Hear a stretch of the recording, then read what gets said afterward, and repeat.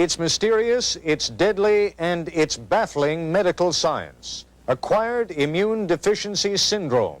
Once thought to affect only promiscuous homosexual males, AIDS is now spreading in epidemic proportions to other segments of the population. If the trends continue as they are, I think we can predict that the acquired immune deficiency syndrome is a highly fatal illness likely to remain with us for the next decade.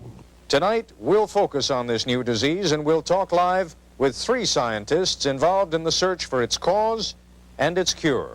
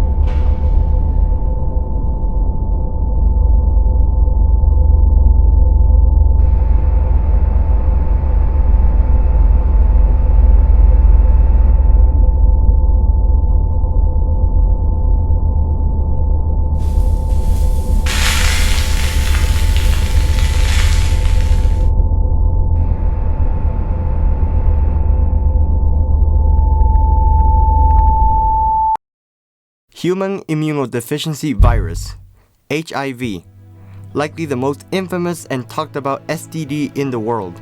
But what is HIV, and where did it come from? The origins of this disease are estimated to trace back to the 1920s. A virus with the name of SIV had been hunting the primate world next door.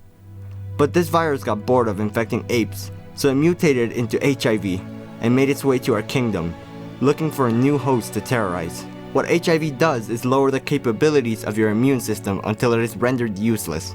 It does this by attacking and killing the T cells, which are your body's most effective weapon against foreign entities.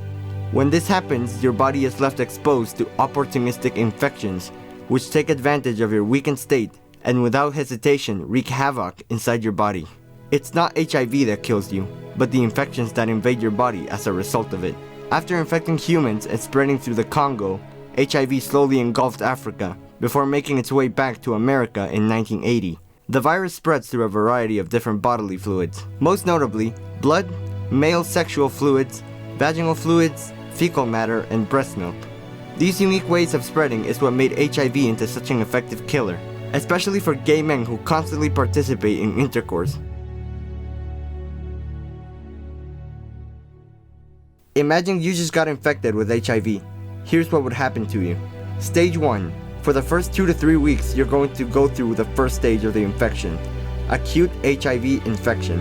In this early form, you're likely to experience no more than you would in the case of the seasonal flu. You won't experience any unique symptoms, which is bad news for you, because if you don't get tested and if you don't recognize your body's state, you're going to move on to stage 2, and it's going to be much harder to regain your health. Stage 2. HIV dormancy. You've now been infected, but you don't know it yet. The virus lays dormant inside your body, undetectable, slowly reproducing in order to prepare for an attack the likes your body has never seen. Stage 3. AIDS, acute immunodeficiency syndrome. A war rages inside of you, a war that you're losing. The enemy has disabled your immune system. Millions of T cells destroyed. Your body left vulnerable to the incoming illnesses that will ultimately finish you off. But what can you do? While there is no cure to HIV and AIDS, there are treatments that can push the virus back to stage 1, the most popular and effective one being antiretroviral therapy, or ART for short. It makes sure that the virus stays dormant, never to wake up, never to destroy. It's so effective, in fact, that the chances of transmitting the disease by shift clicking virtually go back to 0. From the initial outbreak in the 1970s, the world's been through a lot. In 1982, a group of gay men got infected, leading to the world to believe that HIV only concerned them. 1 year later, cases were reported between heterosexual partners. 97, when the global program on AIDS was launched. And now we're here, 2020, and HIV is here to stay. It is no longer a pandemic, but rather an endemic. one that will not be going away. All we can do is keep ourselves safe. Don't practice risky and exotic sexual behaviors. Limit yourself to a single sexual partner. And no matter what kind of social experience you're having, always use a condom.